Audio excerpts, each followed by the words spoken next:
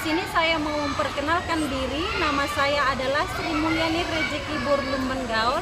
Unit kerja saya di SMK Swasta Cerdas Bangsa dan saya adalah mahasiswa PPG Kementerian Agama di LPTK IAKN Tarutung. Dan hari ini saya mau mengajar atau mau membawakan topik ajaran saya adalah mengenai makna hidup baru di kelas 10 SMK jurusan Teknik Komputer dan Jaringan dan jurusan Teknik dan Bisnis Sepeda Motor. Shalom dan selamat pagi anak-anak Ibu. Shalom, selamat pagi Ibu. Nah, semangat sekali. Apa kabarnya? Alhamdulillah Ibu, selalu baik. Tepuk tangan dong. Oke, sebelum saya kita mulai kegiatan kita, alangkah baiknya saya absen dulu ya. Atas nama Evian, Angga, Bama, Bobby, Chelsea, Dara, Dina, Ega, Ferdinand, terima kasih. Halo Moan, Joy, Moses, Nova, Petrus, Raffi, Revaldi, Revando, Rian, Rizkina Tanaya, Wanda. Oke, berarti hadir semua yang aku. Kita ibadah singkat. Oke? Ibadah singkat. Siapa yang bawakan ibadah singkat? Ya, silakan. Siapa lagi? Yang ada 3 ibadah singkat. Ada pujian, ada firman, dan ada doa. Terima kasih karena sudah bersedia. Hidup ini adalah kesempatan. Hidup ini untuk melayani Tuhan. Oh Tuhan, pakailah hidupku. Hidup ini sudah jadi berkah.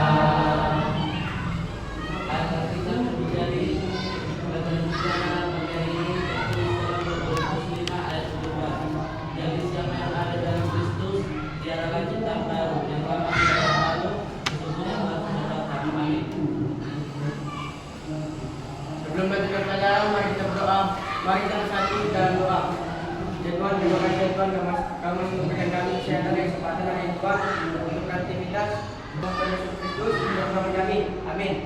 Amin. Terima kasih. Silakan anakku. Oke, sekarang kita masuk ke materi kita mengenai hidup baru. Sama-sama dulu kita baca judul besarnya Hidup Baru. Sebelum kita kita bahas tentang hidup baru, alangkah baiknya silakan buka kitabnya mengenai Titus 3:5, 2 Petrus 1 ayat 4, 2 Korintus 5 ayat 17. Sudah dapat semua? Sudah? Dua ya. Pada waktu itu dia telah menyelamatkan kita bukan karena perbuatan baik yang telah kita lakukan, tetapi karena rahmat-Nya oleh permandian kelahiran kembali dan oleh pembaruan yang dikerjakan oleh Roh Kudus. Kemudian kita buka 2 Petrus 1 ayat 4. Dan dengan cara itu Dia telah menganugerahkan kepada kita janji-janji yang berharga dan yang sangat besar, supaya olehnya kamu boleh mengambil bagian dalam program ilahi dan luput dari hawa nafsu duniawi yang membiasakan dunia. Tujuan pembelajaran dari makna hidup baru beserta dengan landasan Alkitabnya ini tujuannya. Yang pertama adalah kamu bisa memahami makna hidup baru, lalu mampu menganalisis pengalaman pribadi tentang hidup baru, menganalisis apa hal-hal yang dapat diamati pada orang lain tentang perubahan karena mengalami hidup baru. Oke, itu tujuan yang mau kita capai di dalam dirimu. yang diharapkan untuk menjadi manusia baru seperti dalam 2 Korintus 5 ayat 17 tadi. Oke?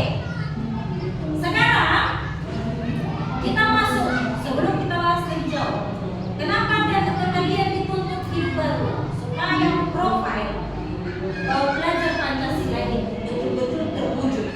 Profil yang pertama adalah tentang kemandirianmu, tentang bernalar kritismu, dan tentang kekreatifan. Tujuannya adalah di dalam mandiri.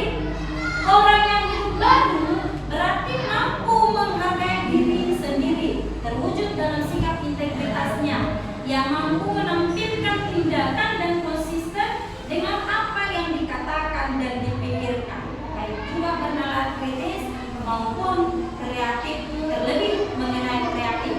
Kreatif berarti belajar Pancasila itu selalu berupaya aktif, berupaya aktif menolong orang-orang yang membutuhkan dan mencarikan solusi terbaik untuk mendukung keberlangsungan kehidupan mereka sebagai pribadi dewasa yang meneladani ajaran Yesus. Kalau ajaran Yesus berarti nilai-nilai Kristen, nilai-nilai Kristiani, termasuk bau-bau roh, akan tertanam di dalam diri belajar Pancasila. Itu tujuannya. Oke? Berikut pertanyaan pemantik, di mana ini akan memacu atau tahukah kalian dengan landasan yang sudah kita baca tadi, dengan pembelajaran itu? Oke, pertanyaan yang pertama. Sekali lagi saya baca. Apa janji Tuhan untuk membarui kehidupan manusia? Yuk, silakan. Siapa yang bisa jawab? Ya, silakan berdiri, Naku. Menurut dari ayat 2 Korintus 5 ayat 17, dari siapa yang ada di dalam Kristus, yang dia adalah ciptaan baru, yang lama sudah berlalu, sesungguhnya yang baru sudah datang. Berarti mengenai yang kita baca tadi ya, yang pertama ya. Iya. Oke, lanjutkan. Yang berisi makna dalam Kristus, kita menjadi ciptaan baru, kehidupan lama yang pengurusan dan kebiasaan itu digantikan dengan kehidupan yang baru yang dipimpin oleh Kristus. Oke, kebiasaan buruk yang sampai silakan duduk Chelsea. Kebiasaan buruk berarti sekarang yang mau dilihat dari 2 Korintus 5, berarti manusia atau belajar Pancasila tadi ada kebiasaan-kebiasaan buruk, ya kan? Tetapi itu yang mau diubah, diperbaharui supaya tergenapi janji Tuhan di dalam hidup orang-orang Kristen. Kemudian yang kedua, bagaimana cara Allah sebagai pembaharu dan menyelamatkan kehidupan manusia tadi? Ibu kasih 10 detik dari sekarang, pikirkan jawabannya. Saya, Bu. Bos, mantap. Silakan, Teman. Ya baik, terima kasih pertanyaan dari Putri tentang bagaimana cara Allah sebagai pembaru dan menyelamatkan kehidupan manusia. Nah, di sini saya akan menjawab. Menurut saya, Allah memperbarui dan menyelamatkan kehidupan manusia melalui Yesus Kristus. Roh Kudus, firman Tuhan, iman, pertobatan, dan persekutuan orang percaya. Keselamatan bukan hanya tentang pengampunan dosa, Allah dan menjadi saksi bagi dunia. Cara Allah berarti kita harus mengenal Allah dulu, firman-Nya dulu. Siapa Allah itu? Tritunggal, Allah Bapa, Anak, dan Roh Kudus.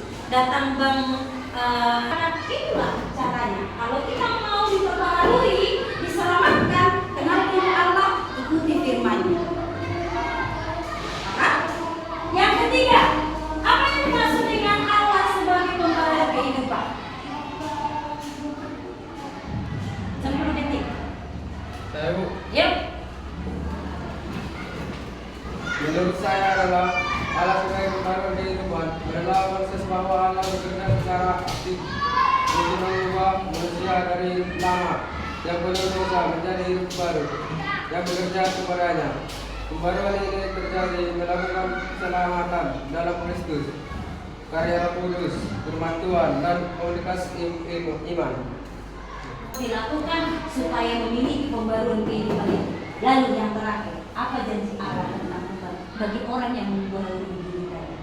Kita sudah baca tadi tentang Titus, tentang Petrus, dan tentang Korintus. mengenai makna pembaharuan. Tentu kamu harus tahu janji Allah dari nas-nas yang sudah kita bacakan. Siapa yang bisa? Ya, silakan. Dalam. Menurut pendapat saya, apa janji Allah tentang pembaharuan?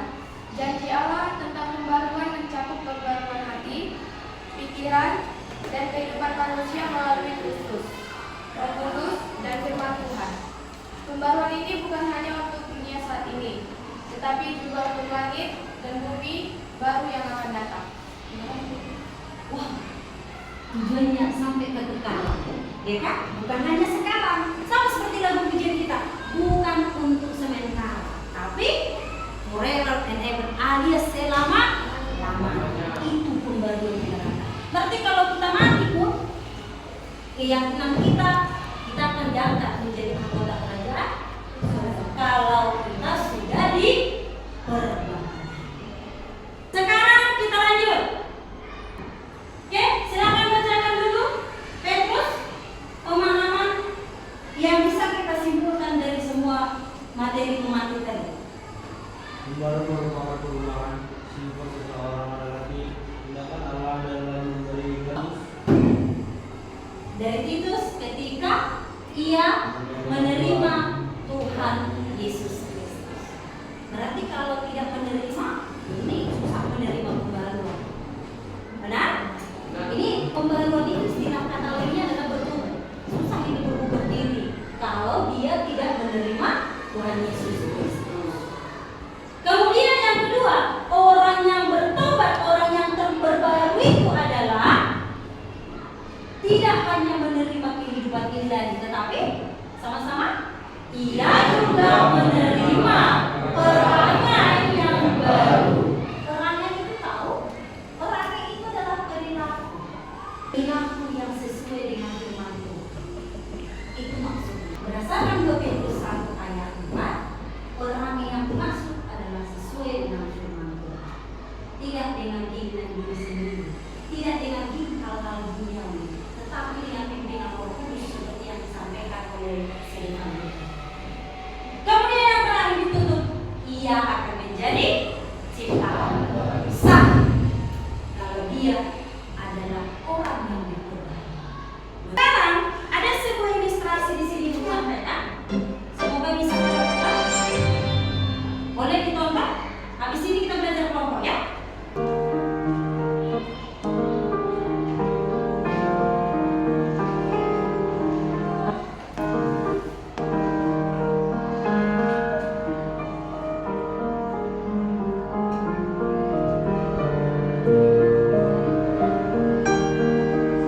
Ini adalah seorang anak-anak. Ibarat anak ini adalah kita lainnya yang selalu setia kepada Tuhan Yesus. Apapun yang terjadi, Tuhan Yesus menjadi number one di dalam hidupnya. Dia selalu berjalan menuruti Tuhan Yesus. Kemanapun langkah itu, maka jalan yang dijalani adalah jalan memberi pilihan. Ada jalan yang mudah, simpel,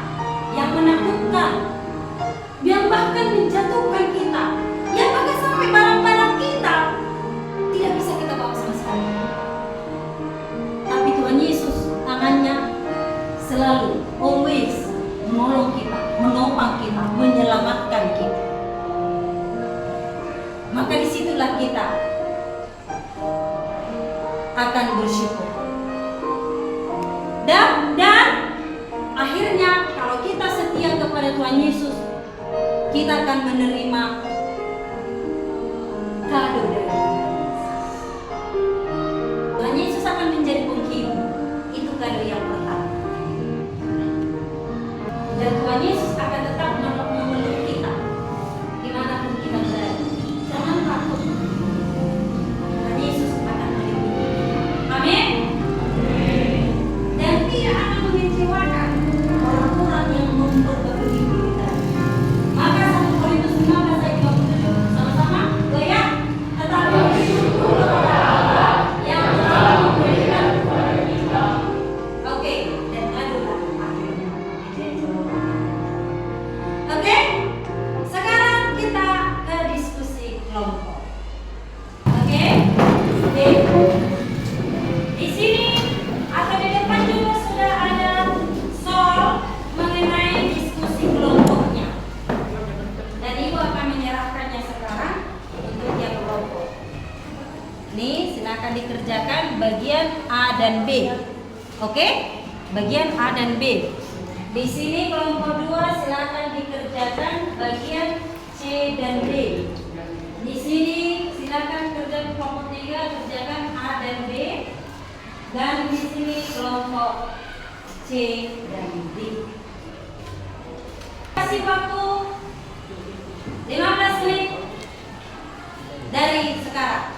Kalau ada pertanyaan yang mau disampaikan ke Ibu atau kurang paham tentang soal-soalnya, silakan ditanya ke saya.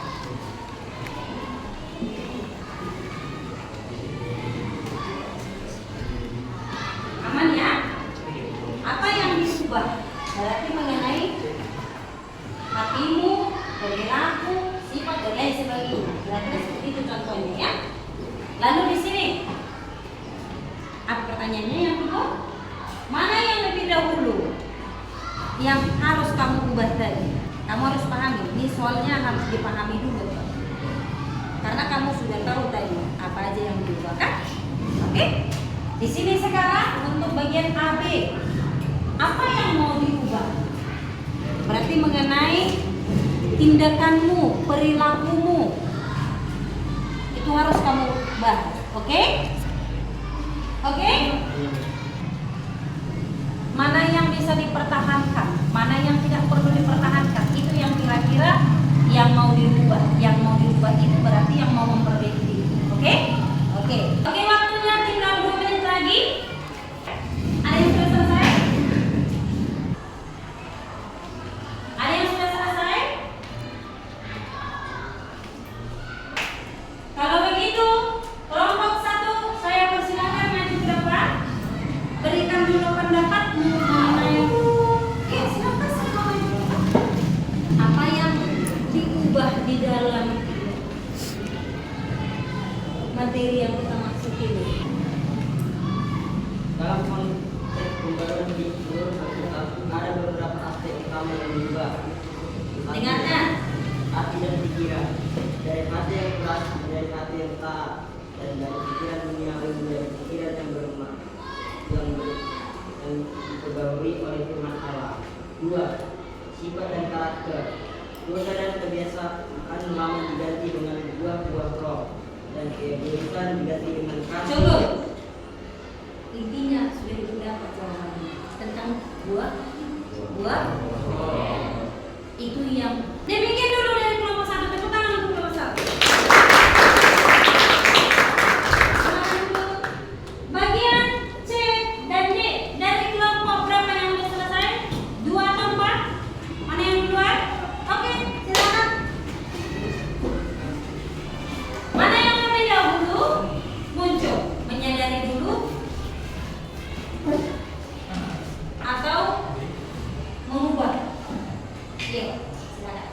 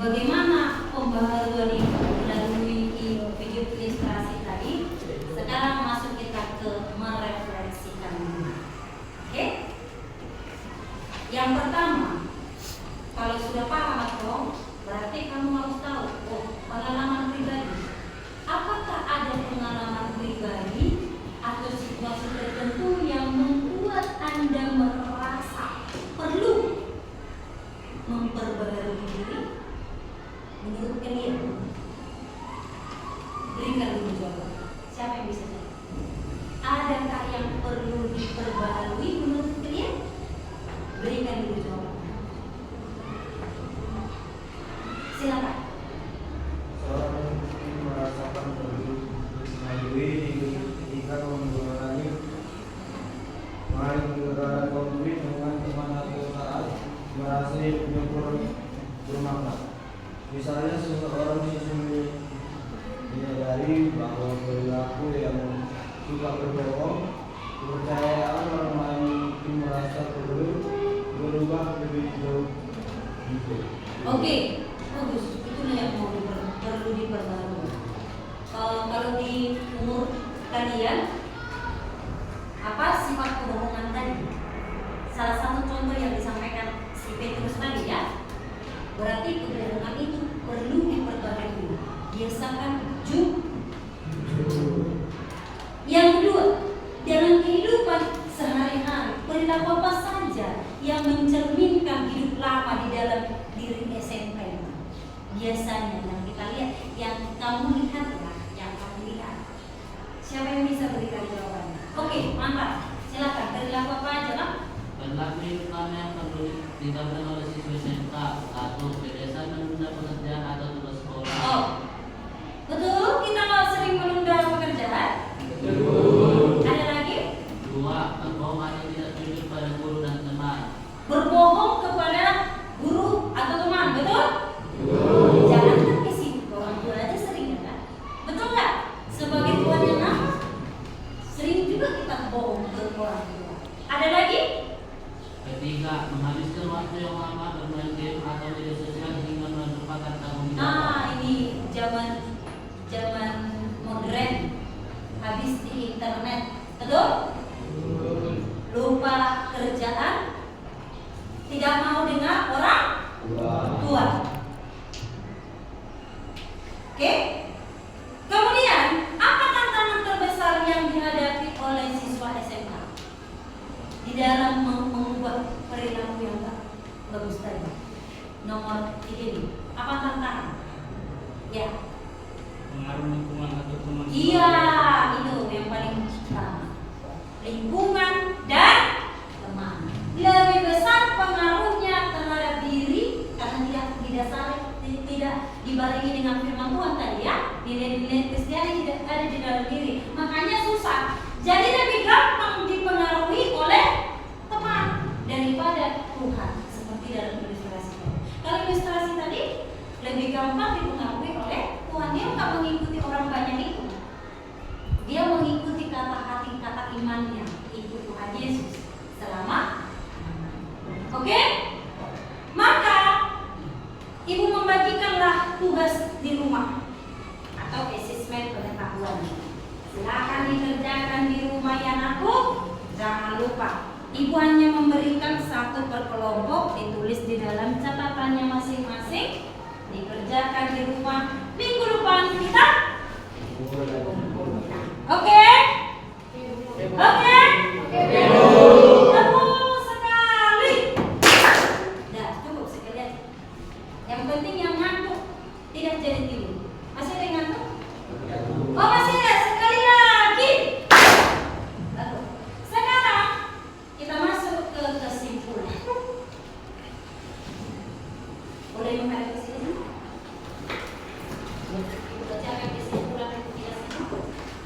Maka hidup baru bagi anak-anak SMK bukan hanya tentang perubahan perilaku, tetapi juga transformasi batiniah yang membawa kalian anak-anak SMK pada pemahaman tentang nilai Kristiani yang sejati.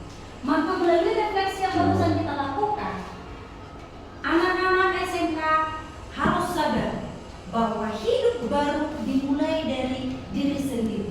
Sadar meninggalkan kebiasaan lama yang tidak sesuai dengan ajaran Kristus dan menggantinya dengan tindakan yang nyata yang mencerminkan kasih, tanggung jawab, dan integritas sebagai orang Kristen. Dalam bimbingan dan dukungan dari guru pendidikan agama, tapi dari guru-guru yang lain juga boleh. Namanya supaya hidup bermakna dan berorientasi pada kebenaran. Oke? Oke? Demikianlah dulu untuk materi hidup baru di dalam Kristus.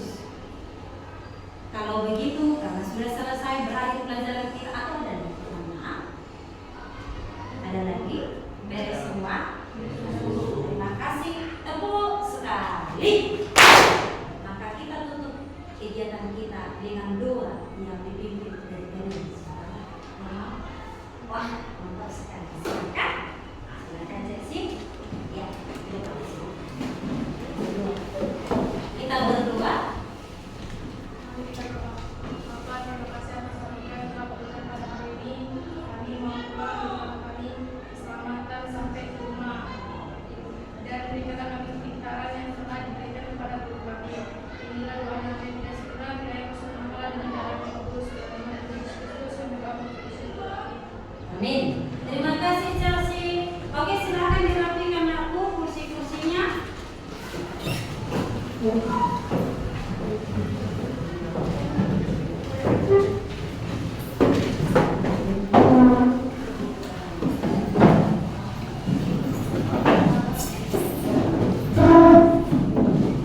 Oke, silakan rapikan semuanya. Bukunya juga rapikan saja. Rapikan. Oke, sekarang kita tutup kegiatan kita. Sebelum kita pulang, ya silakan beri penghormatan. Hei, bersiap, pulang. Mari kita bersalam kepada guru kita. Selamat